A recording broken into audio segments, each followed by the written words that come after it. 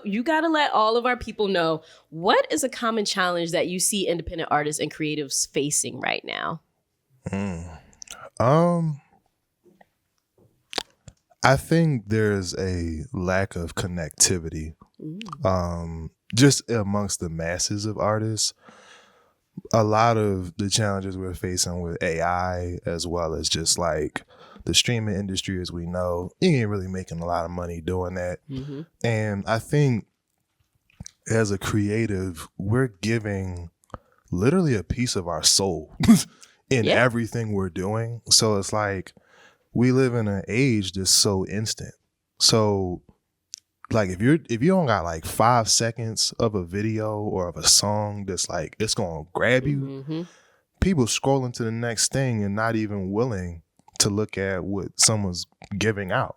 So like as an artist, you kind of have to like decide if you want to be a longevity artist or if you want to be a quick fix artist. Because most people, like, you have your Princes, you have your Michaels, you have your Whitneys. You can play any song right now from them right now, and people will remember when it came out from that time period, as well as the new artists that's studying them.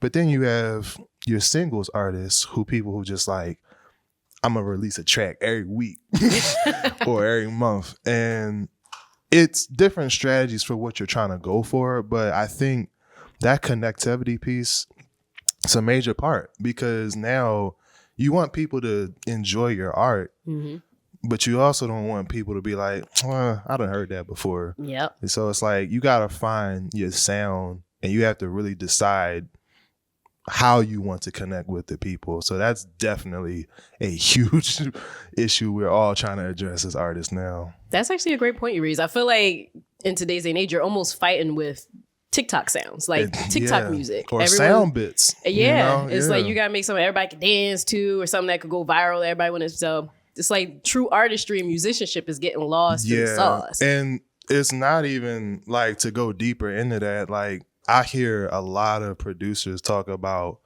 learning an instrument.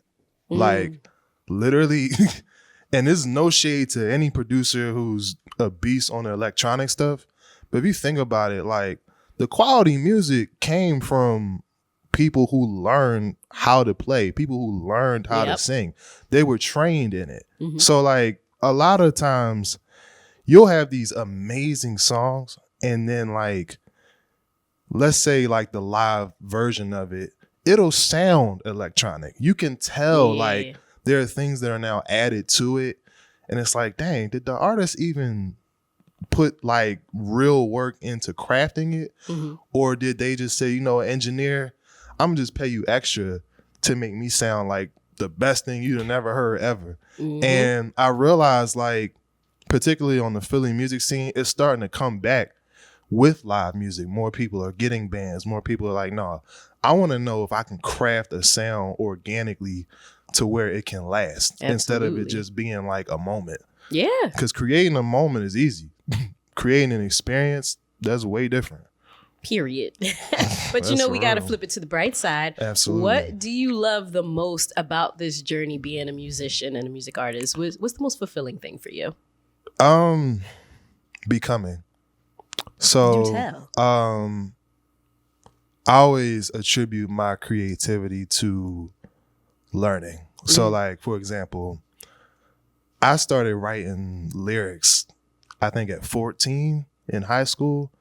I was always nervous about it. Like, dang, it sound all sappy. Like it sound like some high school stuff. So I'm like, and I wasn't even producing at this point. I was just twinkling, trying to figure out what my sound like. And a lot of times I realized, like, you have to be bad at something first before you can be better at it, and taking that approach has actually gotten me farther in terms of like connecting with people. So like, I think being an artist, you have to be willing to be transparent. You have to be willing to be vulnerable.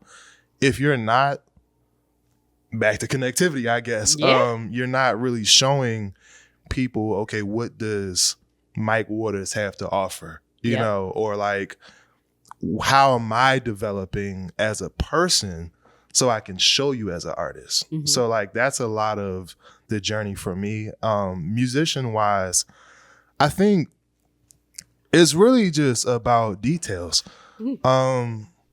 I use a lot of my dating and my life experience to craft, like the music. So like, I don't mind talking about the uncomfortable things either.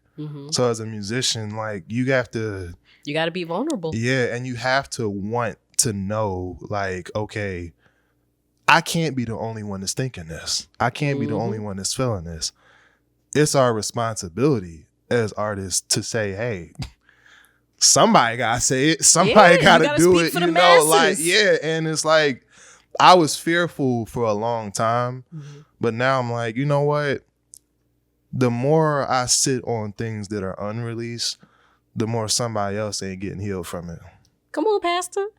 You better preach. Come on now. Y'all, he about to give y'all a word. and most of the time, like, actually, one of my mentors said this. He was like, if you're not dying empty, the graveyard literally is where all dreams are, where they die.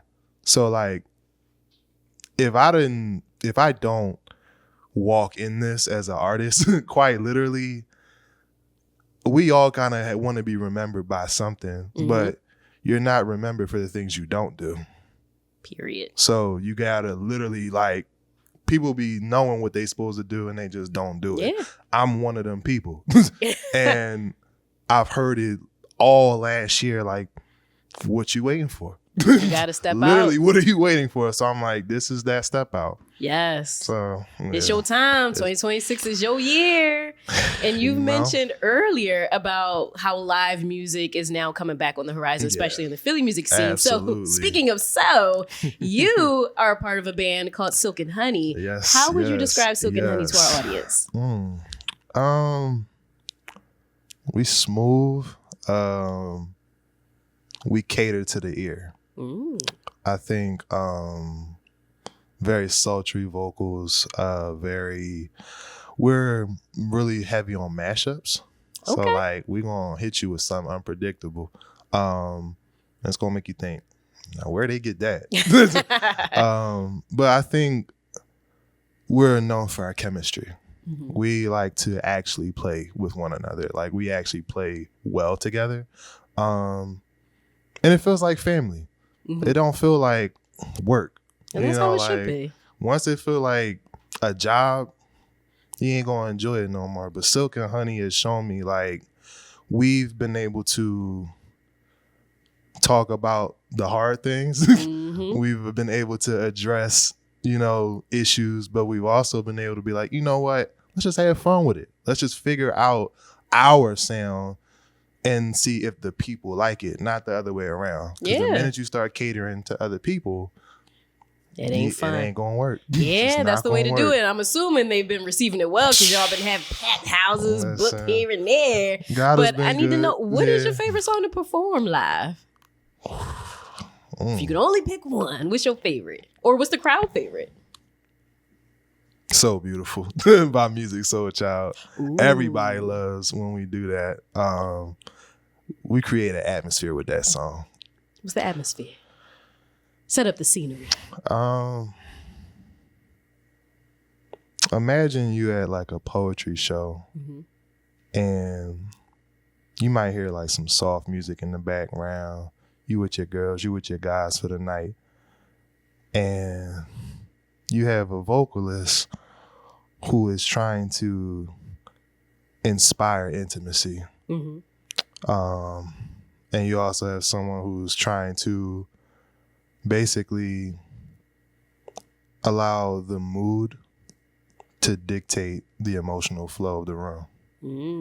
So I hope y'all was closing y'all eyes while y'all envision that. But yeah, that's how I would describe it. I mean, that's dope. So that means everybody make sure y'all get into Silk and Honey. How can they find Silk and Honey and y'all latest performances, music, all that good stuff? What is that? I am MoniqueWilson.com. He had to phone a friend, y'all. The founder. Yes, I did. Absolutely. And you can follow us on Instagram at SilkInHoney. And look out for the flyers.